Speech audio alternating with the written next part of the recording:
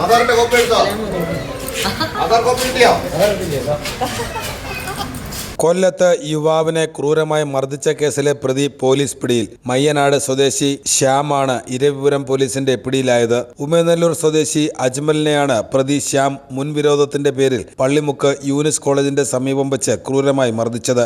തലയിൽ കല്ലുകൊണ്ട് ആഞ്ഞടിക്കുകയും ക്രൂരമായി മർദ്ദിക്കുകയുമായിരുന്നു. അജ്മലിന്റെ സുഹൃത്തായ ഹർജാസുമായി ഉണ്ടായ മുൻവിരോധം മൂലം അജ്മലിന്റെ ഭാര്യയുടെയും കുഞ്ഞിന്റെയും ചിത്രങ്ങൾ ശ്യാം സമൂഹമാധ്യമങ്ങളിൽ അപകീർത്തിപ്പെടുത്തുകയും ചെയ്തിരുന്നു. ഇതിനുശേഷമാണ് അജ്മലിനെ മർദ്ദിച്ചത്. സമാനമായ പല കേസുകളിലും ശ്യാം പ്രതിയാണ്. വടക്കേവിള കൊച്ചുകൂനമ്പായിക്കുളം ക്ഷേത്രത്തിന് സമീപം വാടകയ്ക്ക് താമസിച്ചിരുന്ന വീട്ടിൽ നിന്നുമാണ് ശ്യാമിനെ പോലീസ് പിടികൂടിയത്. ഇരവിപുരം SHO രാജീവിന്റെ നേതൃത്വത്തിൽ SI ജയേഷ്, CPO അനീഷ് എന്നിവരടങ്ങുന്ന സംഘമാണ് പ്രതിയെ പിടികൂടിയത്.